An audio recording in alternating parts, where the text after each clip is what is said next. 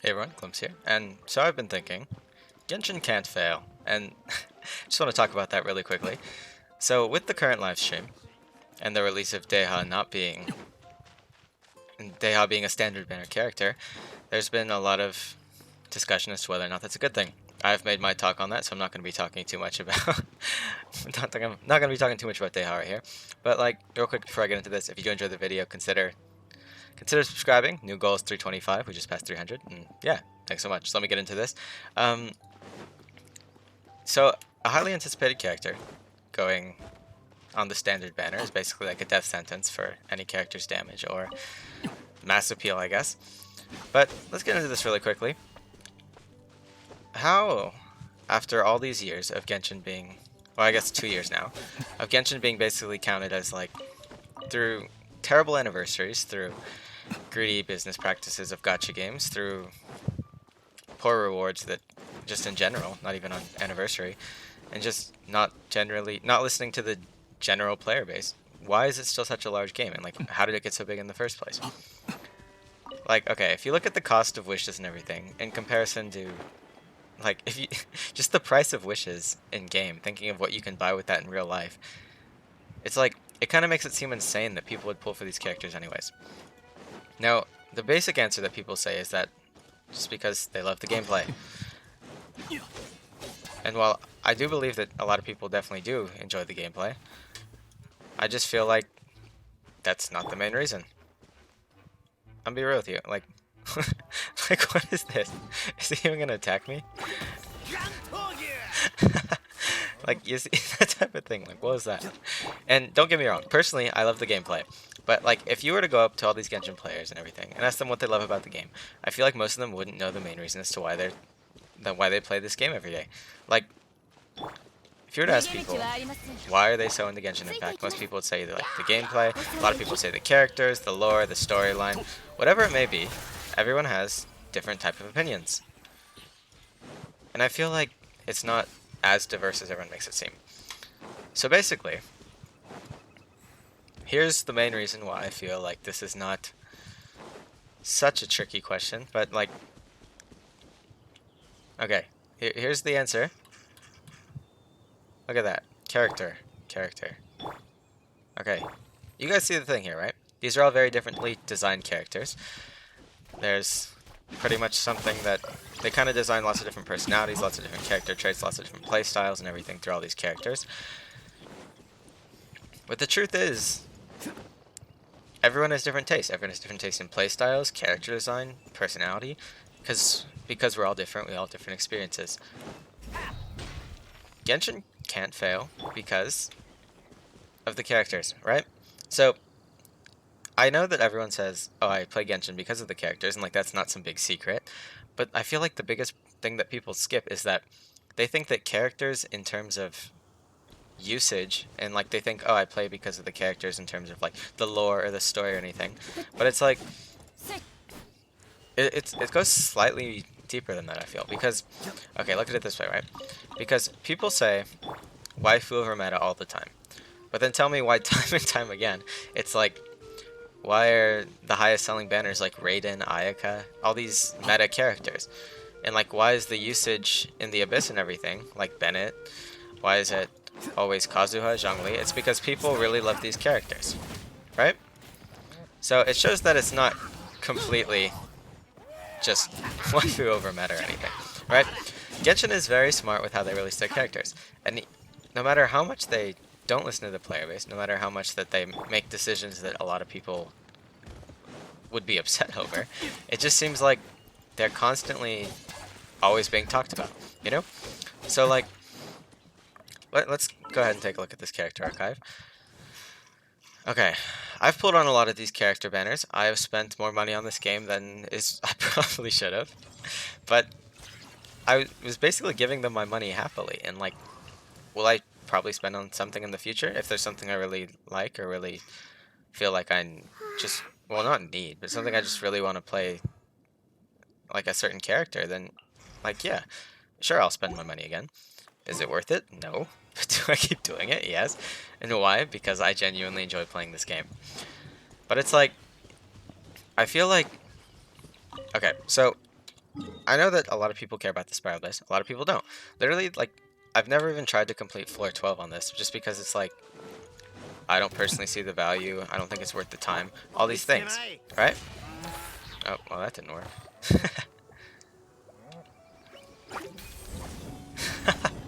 Like, look at this. There he goes. Okay. It's because people get attached to these characters, right? Like, you can say you love the character, you can love the design, but at the end of the day, you're attached to your characters.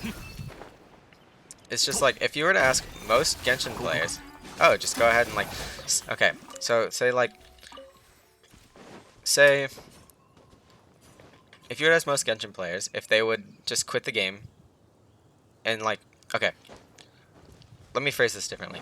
If you were to ask most Genshin players, right, if they would still play the same exact, okay, say this game was exactly the same, but like they did a character swap, and they just didn't give these characters that you were interested in, these characters that you haven't grown attachment to through all these story quests, you haven't spent hard-earned primos on, you haven't done all these things for, I'm sure it would be a lot more boring in general as a game, right? It's just, people get so attached to these characters they pull. People get so attached to just having these type of characters.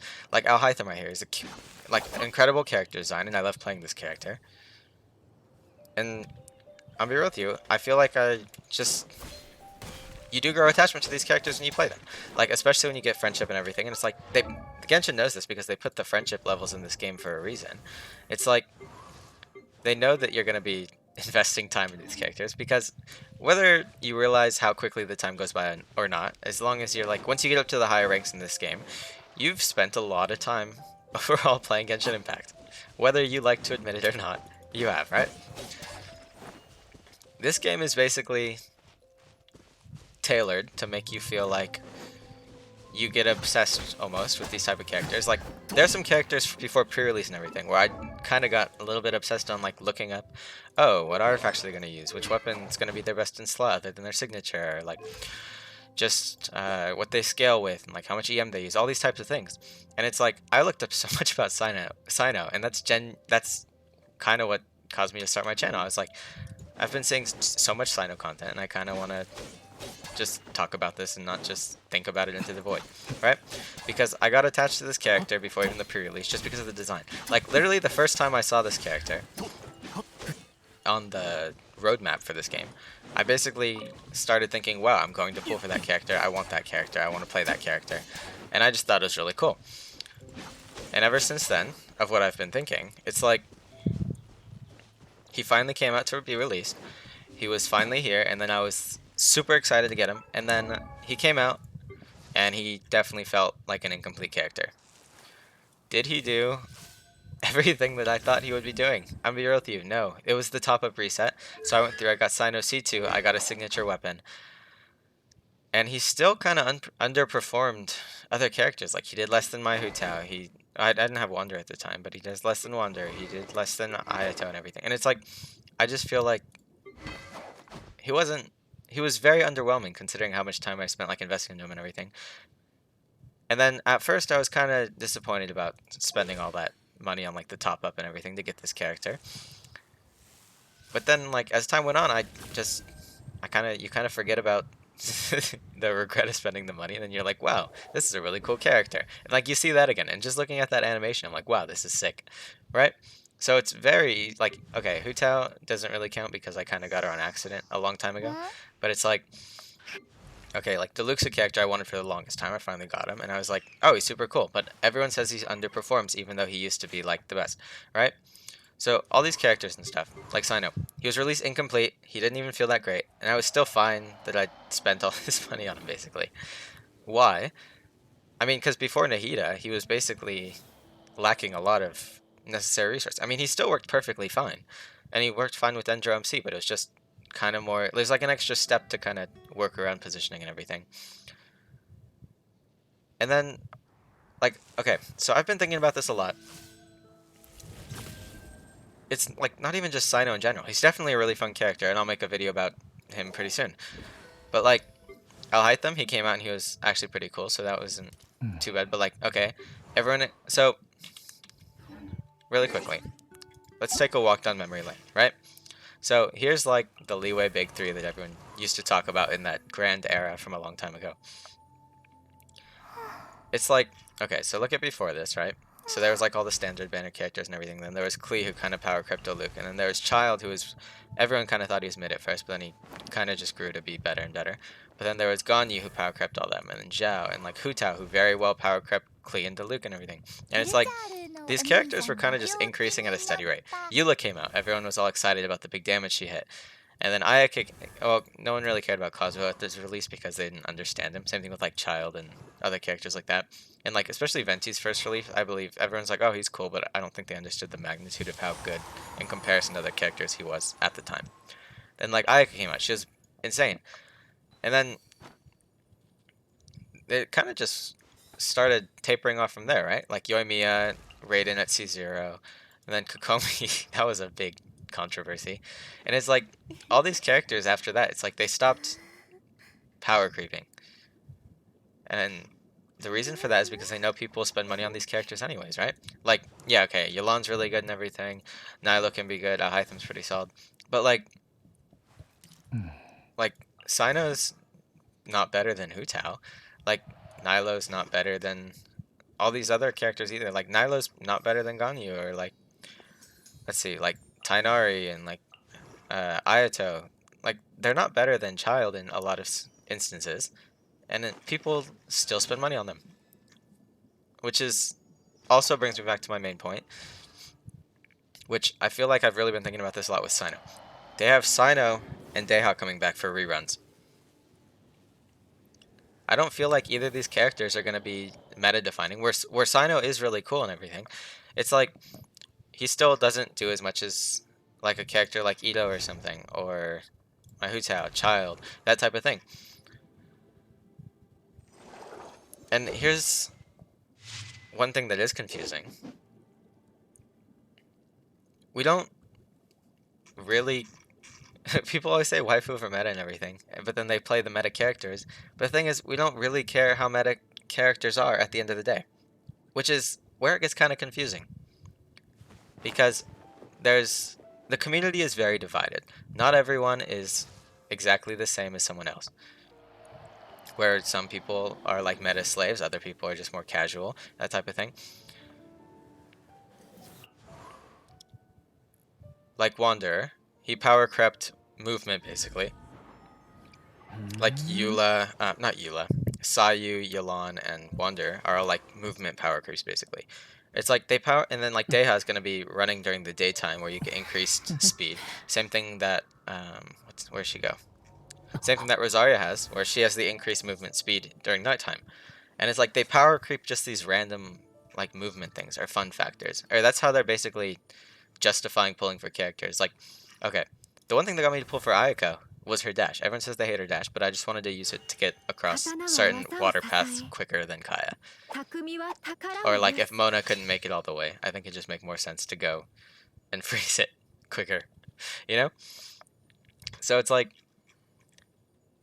it's kind of interesting that like I've just been really stuck as to like how, if meta is so important to most players and everything, they haven't been power creeping at all, how are they still selling all these characters in general?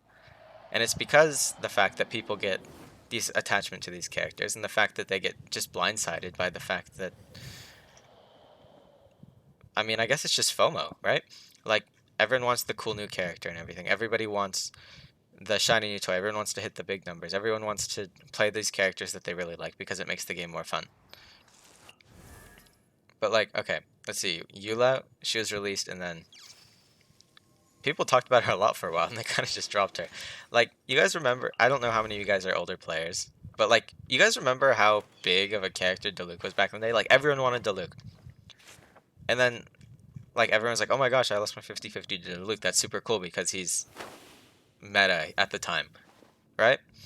And then now that there's all these characters that have been released since him, people are all upset about getting Diluc. And it's like, even if they didn't really have him before, they still don't, they just aren't happy with losing their 50-50 to Diluc, which is weird, right?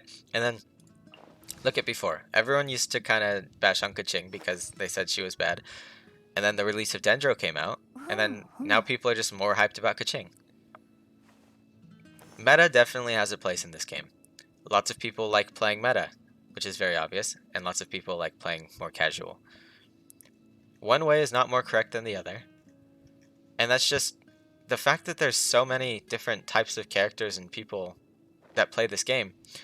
It just shows that Genshin will never really die. Like, Genshin can't fail just because all these events and everything that people say, like, okay, all the meta players are always upset about the new events that come out for like the teapot or like food or cooking or whatever. And it's like they get upset about that, but there's always going to be that person that like, oh, that loves doing the teapot or loves playing the trading card game. And like, while that is not for everyone, there's always people that are going to like some type of content. And what Genshin is like this funny way of doing, it's like trailing people along for the longest time with them still just thinking that like they're happy with it, you know? I feel like there's a lot of Genshin players that are just unhappy with the game state. Personally, I'm very happy with how this game plays out because I've gotten attached to a lot of these characters. I think that a lot of these characters are very fun to play. And it's like, they're not, like, okay, the game is free, right? When a game is free, you are the product. That's just how the saying goes.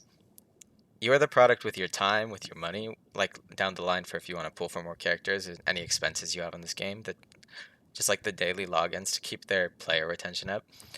Everything is worth something in life, right? Like your time is worth a lot. Your money and like the time that you take to earn money is worth a lot. So basically, as long as their game keeps thriving, they're not. There's nothing. There's no need for them to change, right?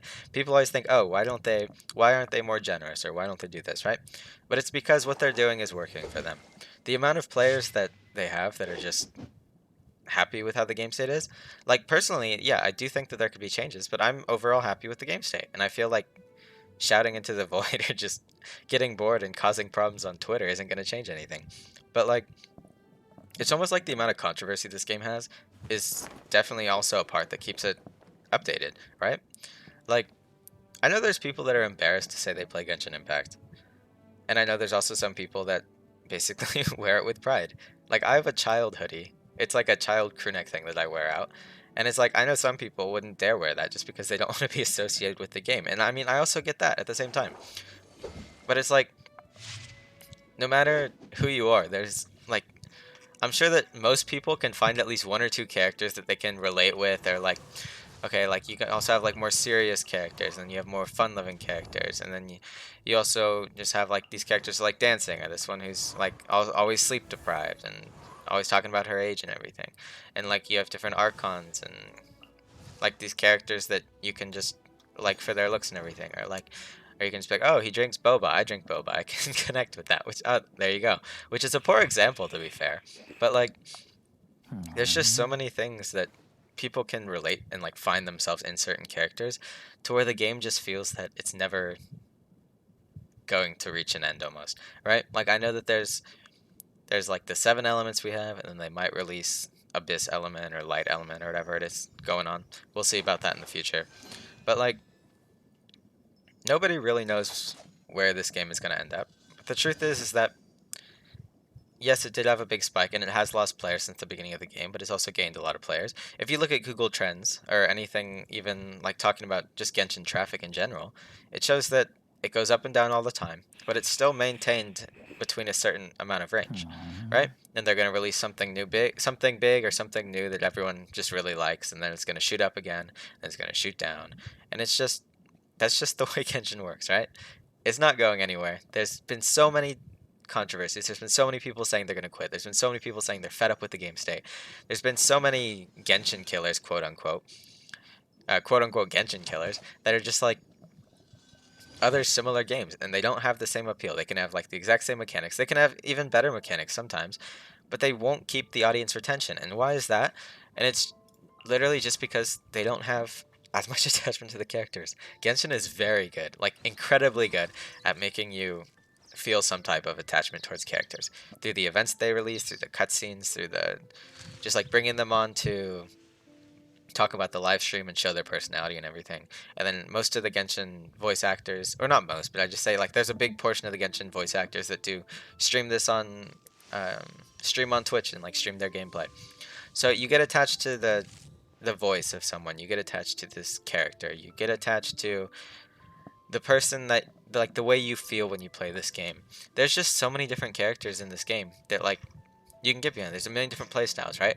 Like Diluc or someone like Ito can be more like Unga Bunga playstyle, and then you can play someone like Raiden where you have to do like a little bit more setup, or you can even make Tomo work with Burgeon now, and it's like even though these poor characters aren't at the start, right? Like when Toma, Yamiko, um, Shinobu, when all these characters were first released, they weren't meta or great or anything. Sure, they worked okay, but they weren't anything too special, right? Even Kokomi right here, right? When she was first released, everyone just bashed on her terribly. I didn't really see a problem with her, but everyone kind of hated on Kokomi just because they're like, oh, negative crit? That's terrible. How are you ever going to make anything work? But then now she's one of the best characters in the game. It's like, okay, Raiden Shogun, right? Now, put your pitchforks down. But honestly, I feel like there's a lot of times where she's a little bit overrated. I feel like most of the time when you see big damage numbers and everything, that's always from like C2, C3 Raiden Shoguns. C0 Shogun without her weapon is like copium. And that's just my personal opinion. You can agree, disagree, whatever. But like once I got her weapon and once I got Sara to C6, it was also a big difference. I still have her at C1 because I got both of hers in one temple, but it's like it's a big difference, you know? But like people just sit there without even trying Raiden, and then just say, "Oh, C0 Raiden Shogun." And while she is useful, and why there's a place for her, they'll just sit there and like talk about how incredible she is for like days on end, even though they don't even have her. They lost the 50-50 to her, or spent like all their savings on her. It's just like there's always a place for players to either spend money or spend their time, and it's like people always say that they run out of content in this game, and it's like okay, there's always going to be content, right? Like, there's so many characters to build and everything. And even if you feel like there's nothing to build in general, like, you don't have. Okay, here's the thing about Genshin, right? Genshin is very time gated. And that's just a fact. You can't get around it. You can get around it slightly some days with, like, fragile resin, but that, that lasts you an extra, what, 5 minutes? But each day, everyone says the content.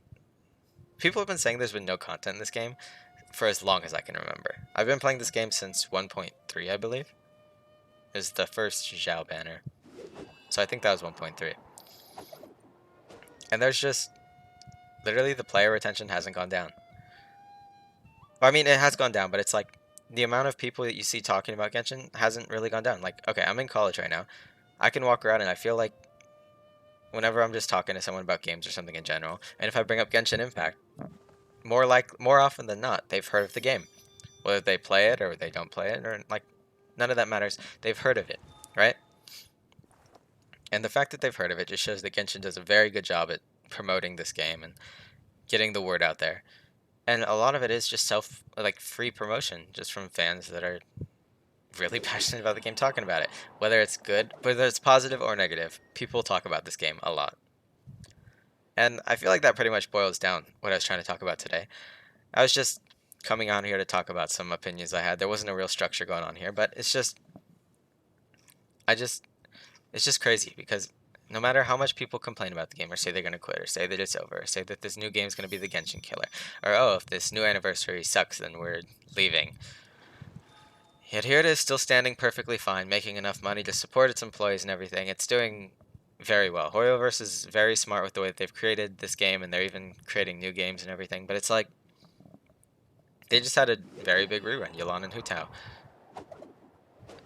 This game is not going anywhere, and that's like, even though some forms of content creators have, not some forms, even though content creators as a whole have kind of started backing away from the game, where like if you watch a lot of content creators, they haven't been posting as many Genshin videos recently just because they don't have anything to talk about. It's like they're just talking into the abyss and they're just lost, right?